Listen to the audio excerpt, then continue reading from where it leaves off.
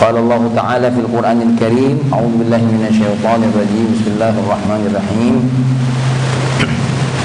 يا أيها الذين آمنوا كتب عليكم الصيام كما كتب على الذين من قبلكم لعلكم تتقون صدق الله العظيم. Bapak Ibu semua jamaah salat Isya dan Tarawih yang dimuliakan oleh Allah Subhanahu wa taala. Alhamdulillah, puji syukur kehadiran Allah, kita sudah ketemu lagi dengan bulan Ramadan. Dan yang juga tidak kalah pentingnya, kita ketemu dalam kondisi sehat. Dan sehat ini syarat utama kita melaksanakan puasa. Maka syukuri. Rasa syukur kita ini kita bawa dengan melaksanakannya ya, penuh dengan keimanan dan keikhlasan. Oleh karenanya ketika diri kita sehat, bersyukurlah kepada Allah Subhanahu wa taala. Berbicara dengan bulan Ramadan, ada 3 hal penting yang diperhatikan. Pertama, bulan Ramadan ini ibadah wajib khususnya ada. Yang kedua, ibadah wajib, ibadah sunnah khususnya ada. Dan yang ketiga, keistimewaan khususnya ada. Secara ringkas saya akan sebutkan. Ibadah khusus yang wajib apa? Puasa. Puasa bulan Ramadan ini wajib, kecuali bagi yang tidak mampu. Siapa yang tidak mampu?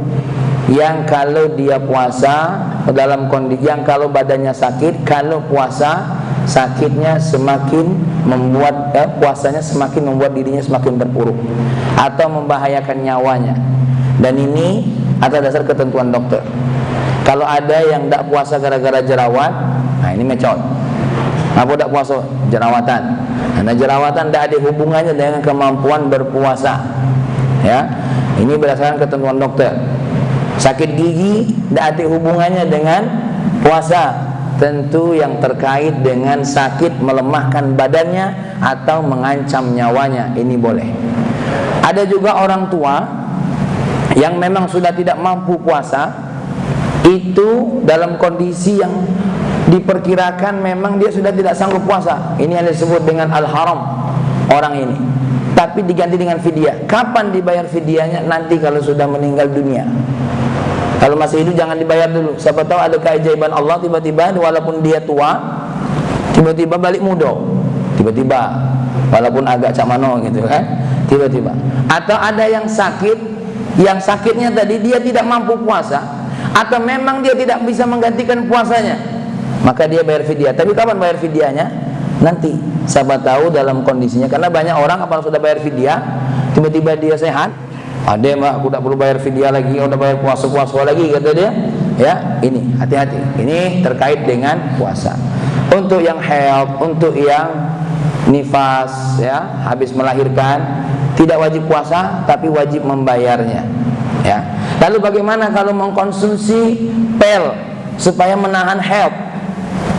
Menahan haid, ya. Bagaimana? Mengkonsumsinya boleh-boleh saja, dan kalaupun dia puasa dengan apa? Dengan pil ini menahan haidnya, sah puasanya, tapi ini sesuatu hal yang tidak dianjurkan. Biarlah haid itu berjalan dengan sendirinya, dan dilarangnya wanita yang sedang haid dengan puasa, banyak hikmahnya. Oleh karena itu ini ketentuan terkait dengan puasa. Anak-anak kita yang mumayyiz, yang kecil-kecil ini sudah wajib bagi orang tua untuk mengajarkannya puasa. Bagi orang tuanya wajib mengajarkan. Kias dengan dalil wajib mengajarkan sholat. Maka yang sudah umurnya 7 tahun ke atas, apalagi 10 tahun tidak puasa, tidak sholat, boleh kita berikan hukuman yang agak berat. Kalau dalam hadisnya dipukul. Nah, apalagi kalau ada anak-anak umur 60 tahun tidak puasa, lemparkan saja ke Sungai Musi, ya. Nih, tolong diperhatikan oleh kita semua. Jadi, baru yang berikutnya yang tidak wajib puasa adalah orang yang hilang akal atau gila. Ini yang disebut tidak puasa. Nah, berikutnya adalah sunnah yang secara khusus. Apa itu? Sholat tarawih. Sholat tarawih ini bagian dalilnya adalah mangqama ramadhana imanan wahtisaban ghufira lahu ma taqaddama min dhanbi. Orang yang menghidupkan bulan Ramadan dengan keimanan, dengan keikhlasan, maka akan diampuni oleh Allah dosanya. Di dalam kitab Tuhfa, ya, disebutkan oleh Al-Imam Ahmad bin Muhammad bin Ali Ibn Hajar Al-Haytami, wa fassaru maqama tadi adalah at-tarawih. Dan tarawih ini namanya bukan dari Nabi, namanya adalah setelah sahabat melakukan. Kenapa disebut dengan tarawih? Ini biar tahu, biar kita ini tidak mudah menyalah-nyalahkan. Tarawih ini sirah muntahal jumu', ya, dalam bahasa Arab. Mufradnya apa? Tarwih. Tarwih itu apa? Istirahat. Kenapa disebut tarwih? Yastarihuna ba'da arba'at taslimat atau ba'da taslimatain, ya, lituli qiyami. Para sahabat setelah 2 salam atau 4 salam mereka itu istirahat. Kenapa? Karena sholatnya tegaknya lama, artinya bacaannya lama. Kira-kira untuk jamaah kita nak lama apa nak cepat? Ayolah, diskon aja. Ini tawaran nih kira-kira nih. Kari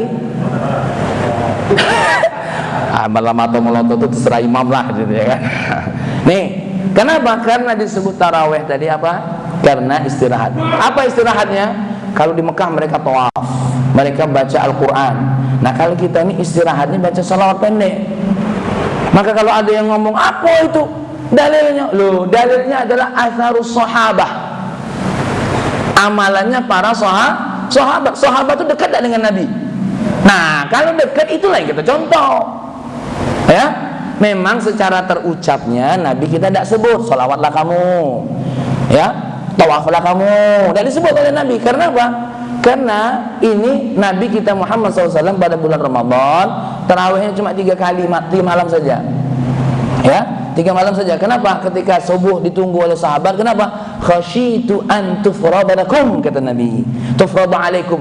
Saya tuh sengaja tidak keluar, takut nanti diwajibkan. Terus kayak sayangnya sama Nabi sama kita. Ini makanya jadi sunnah. Tapi sunnahnya apa? Sunnah muakkadah. Sunnah muakkadah ini ittifaq ulama 4 madhab. 4 madhab. Ya. Tuh. Lalu berapa jumlah rakaatnya? Jumlah rakaatnya disebutkan dalam Al-Fiqhul Islami. Dari Nabi tidak ada ketentuannya berapa. Ya. Tapi para sahabat, ya, diantaranya Sayyidina Umar bin Khattab menetapkannya menjadi 20. Zaman Sayyidina Umar ada tak Sayyidina Ali? Zaman Sayyidina Umar ada tak Sayyidina Utsman bin Affan? Zaman Sayyidina Umar ada tak yang namanya Zaid bin Thabit? Zaman Sayyidina Umar ada tak Sa'ad bin Abi Waqqas, 10 orang yang berhak masuk surga? Ada tak? Ada semua. Tapi mereka tidak menolaknya. Artinya apa yang dilakukan oleh Nabi itu menjadi ijma'us sahabah. Mereka namanya mengizinkan apa yang dilakukan oleh Sayyidina Umar. Dan dengerin, di zaman sebelum Sayyidina Umar, zaman Rasulullah, zaman Sayyidina Abu Bakar, sahabat itu sholat dewe-dewe. Ada yang sendiri-sendiri di rumahnya, ada yang mereka punya kelompok sendiri, mereka juga ada jamaahnya. Sama Nabi sama Sayyidina Umar dijadikan satu imam. Siapa imam pertama sholat tarawih? Ubay bin Ka'ab. Siapa namanya? Ubay bin Ka'ab. Sahabat Nabi namanya Ubay bin Ka'ab. Nah makanya Ubay bin Ka'ab ini salah seorang qiraahnya bagus, keilmuan sholatnya bagus, dipilih oleh Sayyidina Umar untuk jadi apa? Jadi imam sholat dengan jumlah 20 rakaat.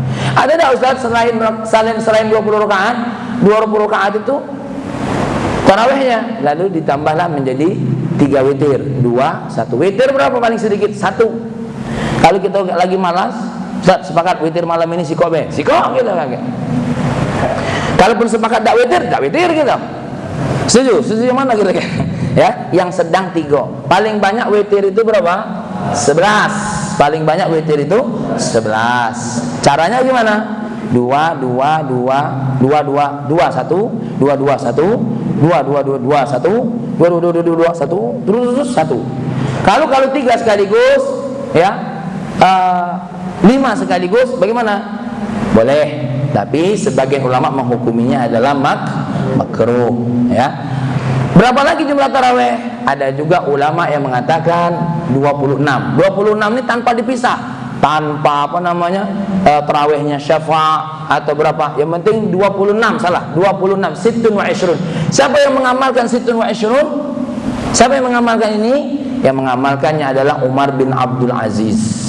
Ya, pada masa Sayyidina Umar bin Abdul Aziz. Lalu ada juga kelompok akhir ini yang mengamalkan berdasarkan riwayat Sayyidah Aisyah, di mana Nabi kita Muhammad SAW 3 malam Ramadan sholat tarawihnya berapa? 11 rakaat. Berdasarkan hadis Aisyah itu apa? Nabi setiap malam tidak pernah tinggal sholat 11 rakaat.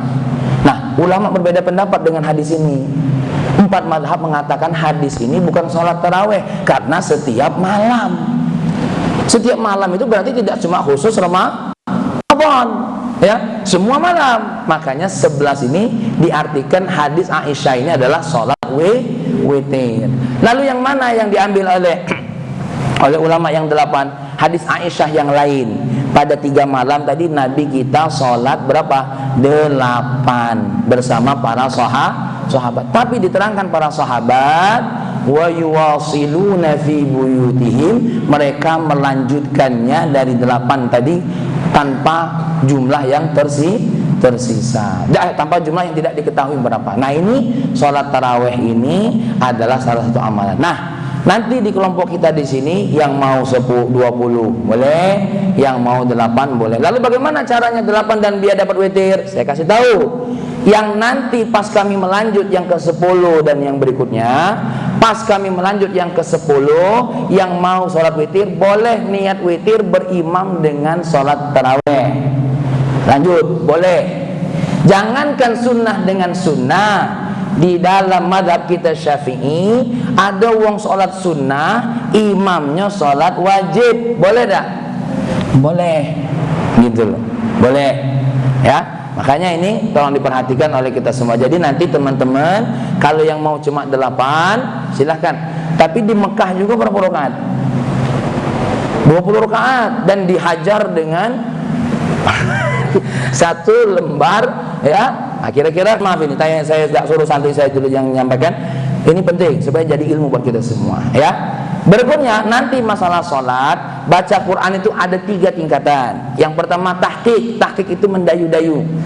Bismillahirrahmanirrahim. Alhamdulillahi rabbil alamin. Ini tahqiq. Yang kedua tadwir. Bismillahirrahmanirrahim. Alhamdulillahi rabbil alamin. Arrahmanirrahim. Ini tadwir, tengah-tengah. Ada yang cepat.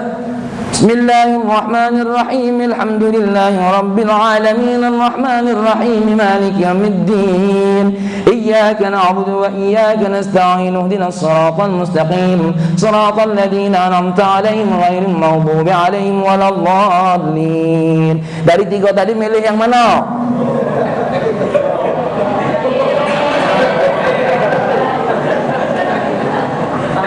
Tari, milih yang mana? Dah, aku serius, aku nanya. Itu semua 3 tingkatan baca itu namanya tartil. Karena kata Sayyidina Ali, wa tartilu adalah ma'rifatul wuquf wa apa ma'rifatul huruf, ma'rifatul wuquf, ya Allah, tahsinul huruf wa ma'rifatul wuquf, ya. Dia tahu tentang huruf dan tahu bahana berhentinya. Ini namanya tartil. Maka tartil ada 3 tingkatan. Ada lagi yang keempat madhab. 4 madhab cara bacanya begini. Nah, ini aku tidak tahu madhab mana. Aku tidak tahu madhab ini. Dalam ilmu aku tidak tahu madhab itu. Yang aku tahu cuma 3 tadi lah. Kalau ada yang baca imamnya, nah itu mungkin madhab Mang Lukman, ya. Kalau madhab aku tidak tahu itu. Nah, inilah namanya kita gunanya tahu ilmu, supaya kalau kita nengok imam agak cepat dikit, selagi hurufnya masih jelas, matabi'inya masih diberikan, semua panjang pendeknya jelas, qalqalahnya jelas, itu masih disebut dengan baik. Dan baca Quran pun adalah hanjali. Nah, saya akan panjang lebar di sini nanti jadi masalah. Bukan jadi masalah, jadi panjang kayaknya. Yaitu ada lahan jali, ada lahan khafi. Lahan jali itu contohnya apa? Merubah arti makna. Tapi kalau contoh tidak baca qalqalah itu lahan, tapi bukan jali, namanya khafi. Tidak ada guna, itu namanya lahan khafi, bukan lahan jali. Contoh tidak ada gunnah itu apa? Inna anzalnahu fi lailatul qadar, itu tidak ada gunnah. Tapi kalau yang benar itu mana? Itu ada gunnahnya. Maka tidak ada gunnahnya disebut dengan lahan, tapi lahannya apa? Lahan khafi. Nah, berikutnya amalan sunnah di bulan Ramadan, apalagi jangan lupa banyak-banyak baca ini. Asyhadu an la ilaha illallah, astaghfirullah, nas'aluka ridhaka wal jannah wa na'udzubika min sakhatika wan nar. Lagi, asyhadu an la ilaha illallah, astaghfirullah, nas'aluka ridhaka wal jannah wa na'udzu bika min sakhatika wan nar. Sekali lagi, asyhadu an la ilaha illallah, astaghfirullah, nas'aluka ridhaka wal jannah wa na'udzu bika. Baru diakhiri dengan doanya Sayyidah Aisyah, Allahumma innaka afuwun karim tuhibbul afwa fa'fu anna. Allahumma innaka afuwun karim tuhibbul afwa fa'fu anna. Allahumma innaka afuwun karim tuhibbul afwa fa'fu anna ya karim. Nah, inilah yang terkait dua hal wajib secara khusus, kemudian sunnah secara khusus. Baru yang terakhir keistimewaan Ramadan. Keistimewaan Ramadan secara ringkas tadi, puasa di bulan Ramadan menghapusi segala macam dosa, puasa bulan, kemudian ibadah dalam Ramadan. Karena makna qoma, sebagian ulama mengatakan bukan cuma tarawih, apapun ibadah yang bernilainya sifatnya al-qiyam lis-shalah, itu namanya apa? Adalah mengqoma Ramadan, akan menjadi sebab apa? Sebab diampuninya segala dosa. Jadi ini saja buat semuanya. Mudah-mudahan ada manfaatnya buat kita semua, minimal menambahkan ilmu bagi kita terkait kiblat. Kita ini miring sedikit, ini berdasarkan hasil semuanya. Ustaz, kemarin sah salatnya. Kenapa? Karena kita tidak ainul kiblah. Kalau kita di Mekah nian harus pas, tapi kena arah pakainya zon. Ulama kita sudah benar ini, cuma miring dikit baik. Yang repot tuh kalau kita ngadep ke situ. Nah, itu yang tidak sah. Kali ini miring dikit. Makanya ini sudah sah, kemarin sudah sah. Cuma semakin canggih kita semakin ngikutin alat. Semakin canggih mengikuti alat. Jadi tidak perlu qadha salat yang kemarin, kecuali kalau memang melenceng jauh, ya, melenceng jauh. Jadi supaya kita jangan pikiran, dia inilah miring dikit mau salat. Iya, tidak usah takut, ya, tidak usah takut. Siapa yang jadi jaminan? Ulama. Aku nyampaikan, aku udah kalah jadi jaminan. Aku nyampaikan, cuma aku ngaji. Kalau ngaji ini ada tanggung jawab ilmunya kepada Allah Subhanahu wa taala. Kalau kaget Allah marah dengan aku, ngapa kamu itu? Itu nah ulama ngomong gitu. Guru aku tanggung dia dewe. Ya, semua guru kita menjadi sanad kepada Rasulullah sallallahu alaihi wasallam. Demikian dari saya, mohon maaf atas agak sedikit panjangnya yang disampaikan ini, tapi ini bagian penting supaya menjadi ilmu ibadah kita. Wabillahi wallahu alam. Assalamualaikum warahmatullahi wabarakatuh.